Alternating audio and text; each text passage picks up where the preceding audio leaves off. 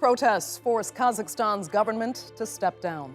The president declares a state of emergency following massive unrest over rising gas prices. How much does Kazakhstan reveal the potential for political fallout from a fuel shortage? I'm Andrea Sankey, and today's Newsmaker is Eurasia's energy crisis.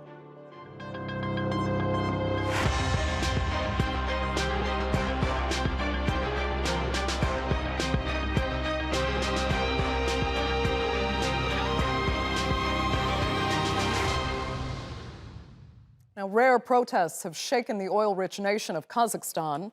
The government resigned early on Wednesday, and President Tokayev has appointed an acting prime minister. A steep rise in fuel prices triggered demonstrations over the weekend in the town of Zhanaozen, which spread to the regional hub of Aktau on the country's Caspian Sea coast. A 2-week state of emergency has been declared in the capital Nur-Sultan, as well as the biggest city of Almaty, after police clashed with protesters there. More than 200 people have been detained following attacks on government buildings. In a move to quell the unrest, the government announced it would regulate the price of fuel and says all legitimate demands will be considered. My dear compatriots, once again I appeal to you to show prudence and not to succumb to the provocations from within and outside, the euphoria of rallies and permissiveness. Calls to attack civilian and military officers are completely illegal. It is a crime that will be punished. Power will not fall. But what we need is not conflict, but mutual trust and dialogue. All legitimate requests and demands on your part will be carefully considered, and appropriate decisions will be made. Soaring fuel and electricity costs alongside power shortages have been reported across Central Asia. In November, Kazakhstan and Uzbekistan implemented rolling blackouts, while Kyrgyzstan restricted lighting on non-major roads, advertisements, and facades of shops and cafes.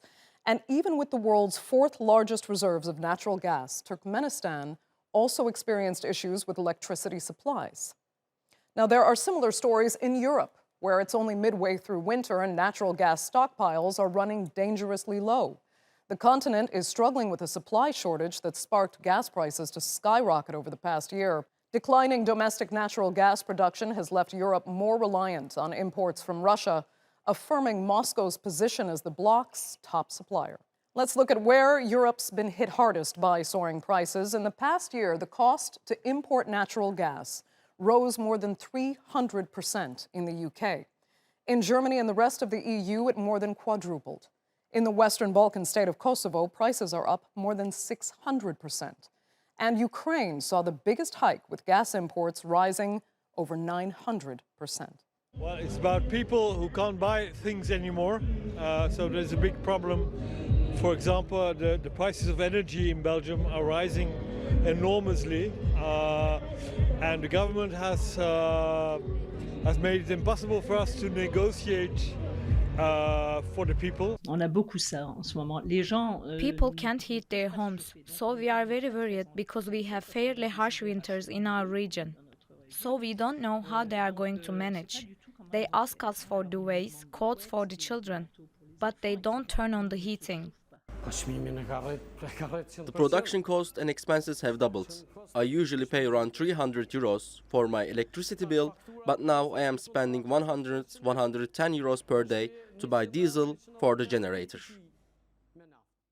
So is the unrest in Kazakhstan connected to the wider issues of energy and security across Europe and Central Asia? Here to discuss that now from Prague is Bruce Pannier, a correspondent at Radio Free Europe specializing in Central Asia.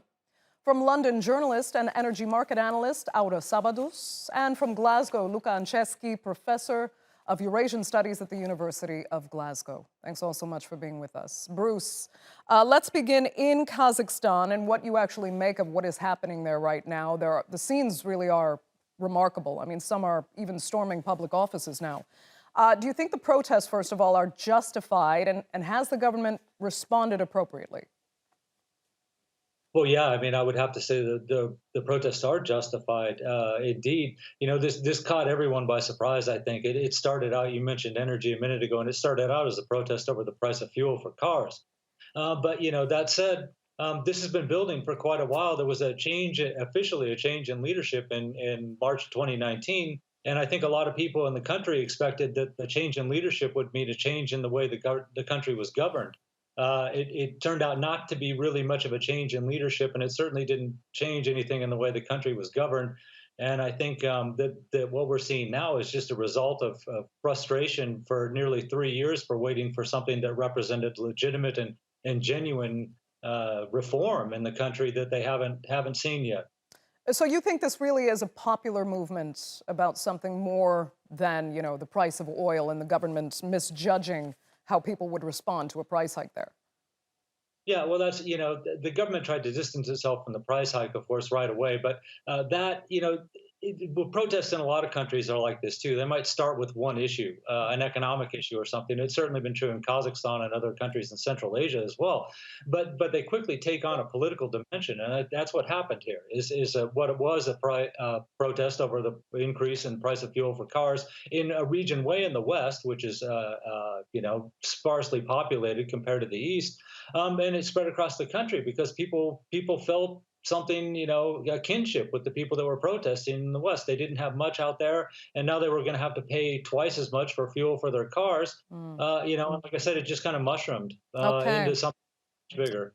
But what really did spark it, though, actually, is that, the price of fuel and people just being fed up with the cost of living and what they feel is mismanagement by the government. I want to look at a tweet that was sent in by one of our viewers. We reached out for some comments on the topic today. Gulden Timur had said that she'd like to ask if the price for 50 kZT per liter of gas promised by the government is actually feasible. She says she's also interested to know if these protests indeed end up with a state restructuring. Is Kazakhstan likely to experience the same political trajectory as Kyrgyzstan? Bruce, go ahead, and I'd like to get our other panelists' comments on that as well. Well, first of all, we have to clarify that we're talking about liquid petroleum gas, right? So it's propane and butane, and it's a cheaper source of fuel than petroleum that we're used to in the Czech Republic or in the United States. So yes, it's a cheaper form. It's probably not sustainable at that price. Certainly Kazakh officials pointed out early on that it costs 75 to 80 tenge per liter to produce it. And that's not counting other costs, associated costs, including transportation. So the government would be subsidizing it effectively if it was going to go to 50 tenge per liter. Okay. Bruce, let me just get Aura's sentiments on that as well. I mean, Aura, do you think the government actually didn't need to raise energy prices as it did because it will be subsidizing, as Bruce was saying, the cost of energy now? What do you make of the price hike in itself? Go ahead. Absolutely. A price hike was necessary because, as Bruce was pointing out, it costs about 80 tenge to produce LPG, just to produce. We're not talking here additional taxes or surcharge markups. And they were selling previously, so before the hike, they were selling at 60 tenge. Now they dropped it even further to 50. They doubled. So the measure that from 1st of January, the price was supposed to go to 120, which would have reflected market conditions. And as Bruce was saying, and I think he was absolutely right to point out that there is a need for reform, but ironically, this need for reform has actually led to these protests, and it came against a background of rising inflation. We see it's a global phenomenon. Difficult conditions last year, economic conditions. Kazakhstan was not in a singular position. I mean, everybody was in this situation, but all these factors have accumulated, and then of course there is also the political factor that has contributed and contributes a great deal to it. But from an economic point of view, this was the step forward. It was a step in the right direction to increase the price, to also plug and to stamp out actually trading on the black market, because some of this LPG was traded at higher prices abroad or on the black market, as I said. So Yeah. yes, absolutely, it was a step in the right direction, but of course not under current circumstances. Yeah. Luca, let me ask you, the president in response sacked the government. But how much does that mean to the people that are out on the streets now en masse if Nursultan Nazarbayev, their former leader, is actually, as many say, still really in control? Well, there are two aspects to your question. The first one is that obviously the people in the street are clear that sacking the government is part of the old authoritarian playbook. So they've been doing this throughout the 2010s quite easily. There was a crisis, inflation, energy prices, whatever it was. The president would go on television, would sack the government and say, well, these guys are incompetent. I am going to sack them, so I will solve your problem. So Tokayev is reappropriating one of the old tricks that Nazarbayev used to do. Obviously, it doesn't work anymore because people won't change. So in that sense, this is a new dimension we're entering in which the people are no longer responsive to this kind of government simulation. Then the second part of your question, whether or not Nazarbayev is still in charge, I would actually question that it's indeed the case. Nazarbayev is getting older. He does not have the time or the inclination or even the energies to control everything from behind. So this is the policy failure we are witnessing today in Kazakhstan, because this is not just about energy prices. It's also about energy, but it's mostly about politics. This failure has to be attributed to Tokayev and his cronies, not to Nazarbayev. Well, Nazarbayev as well, but currently this is the policy that the new regime has put in place. Okay.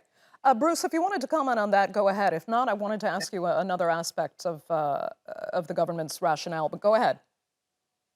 No, yeah, I would agree with that. Nazarbayev certainly bears some responsibility, as Luca knows, since we wrote about this, that he oversaw the transition team that led to Tokayev being in the government. So many of the key figures in the Kazakh government are still Nazarbayev apparatchiks. Supporters of him. So, he might not be calling the shots, all the shots day to day, but the people that are there that are making these calls are his people. Okay. I have to ask you about this, Bruce, because, part of the government's rationale, and I believe you mentioned it in one of your pieces, is that the country's energy supply has actually been strained by crypto miners relocating from China to Kazakhstan, putting tremendous pressure on the energy grid. Is there some truth to that, or is the government just looking for easy scapegoats? No, that's absolutely true. I mean, and the government does bear some responsibility here too. It is true that crypto miners came over from China and they have been using up a great deal of electricity. That said, in the course of 30 years of independence, the Kazakh authorities have done very little to upgrade existing energy infrastructure. Most of the plants that are working in the country are Soviet-era plants. Some of them are 50 or 60 years old. They're spending huge amounts of money just to keep these things running, to rehabilitate them and repair them. They haven't really built too many new plants at all. That's one of the reasons they're considering building a nuclear power plant at the moment. But so the Kazakh authorities don't get off clean with this. The crypto miners compounded a problem that was developing anyway, for lack of proper attention to the energy infrastructure in the country. Wow. I mean, is the government, though, making some money off the crypto miners being there? So is it in their interest somehow to keep them in Kazakhstan rather than China? Well, that's an interesting question. I don't know if any officials would admit to having some kind of connection to that business. I haven't seen any hard evidence that would allow me to single out any particular individuals in the government. Certainly, these people were, if they weren't invited in, no one told them that they couldn't come in when China banned them over there. So they had some level of acceptance or approval from somebody, I suppose. Right. Interesting to see the strain, though, put on the energy grid, if that is something that can be taken out the way China has set the example for.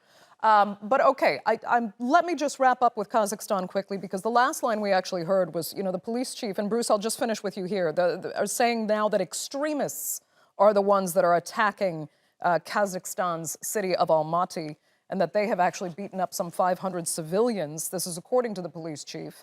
Are we seeing that sad, emergence of maybe some less responsible rioters diminishing the cause of some legitimate protesters? Yeah, well, first of all, I would say extremist is a very broad term under the interpretation of Kazakh authorities. They use that term very freely. I wouldn't consider probably anybody that's involved with this to be what most people would think of as an extremist. So that no.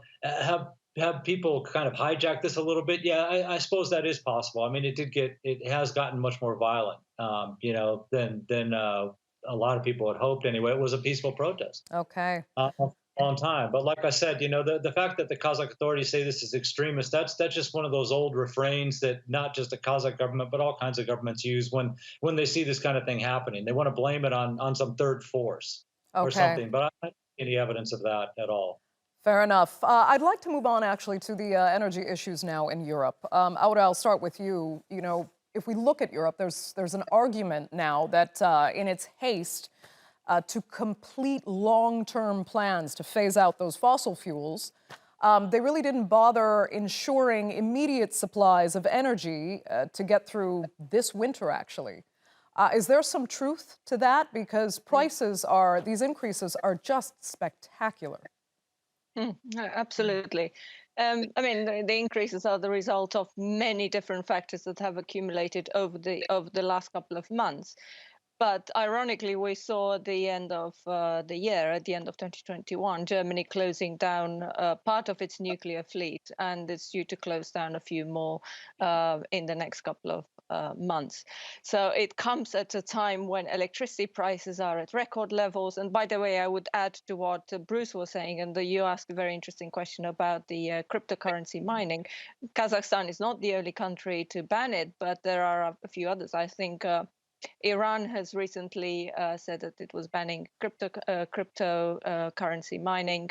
Kosovo, which had major issues at the end of December, still has. With electricity shortages. So, this is an additional factor that has been putting a lot of strain on the energy sector. But to go back to your question, yes, this crisis has caught many countries completely unaware, and it also came at a time of many economic inefficiencies, because we see some of these countries have been subsidizing energy prices, electricity, gas, Kazakhstan, LPG. And of course, right now, we're not talking just low prices or the need to subsidize prices in order to keep them lower or below market prices, but also we're talking about the lack of the fuel. So there is no electricity, there is no gas. So we're talking in terms of fundamental drivers. Okay. So it's a serious crisis. It's a very serious crisis. Yeah. Luca, are you on the same page there? And I mean, in a sense, have Europe and Eurasia really dropped the ball on not preparing properly for the energy that was going to be needed in the very near future? I would say that, particularly with the case of Kazakhstan, it's emblematic that the whole protest starts with energy problems. Because this is an area in which Kazakhstan is one of Eurasia's powerhouses when it comes to energy resources. So the people expected the government to deliver, and they didn't. So that's why this failure, amongst the many, is being really taken by the people who went to the streets. It's an unexpected failure. And to my mind, you're right. There is a certain level of unpreparedness, which we saw last month with the issue with the crypto miners, earlier on, a couple of years ago, with the problem that they have with having gas shortages in Kazakhstan. So it is a total failure of energy policy making. As Bruce was saying, in Central Asia, particularly Kazakhstan and Turkmenistan, we've seen 30 years of very unimaginative energy policy making. Energy was never an issue that the government considered to be important for the people. They always and only thought about themselves. The energy security of Central Asia was only formulated for the elite and almost never for the population, which brought this kind of discontent that you've seen in Kazakhstan in the last 2-3 days to simmer for 3 decades and then explode when you double the prices because you had to, because it made market sense. Right. So it is endemic, it's a problem. Now we're seeing that in Kazakhstan. Do you expect us to see similar movements and trends of, people taking to the streets in mass numbers again across Europe? Well, especially in the country where I live in, the United Kingdom, these kind of high prices are going to have a very big impact on the people who are poor. So you would expect that it's going to be felt massively. Whether or not this goes beyond goes like Central Asia, but I would expect this to be a problem in Eurasia. Okay. Also with Eurasia particularly. Aura, yeah, go ahead. And I wanted to ask you as well, I mean, does all of this really leave Russia in an incredibly advantageous position? Before I go to Russia, I will add to what to your previous question about future protests. I think we're going to see even more this year, and I think it's going to spread to other areas of the economy because the energy crisis has also had an impact on other industries like fertilizer production. And because many fertilizer producers have been shutting down production, farmers and farming outlets will not be able to produce.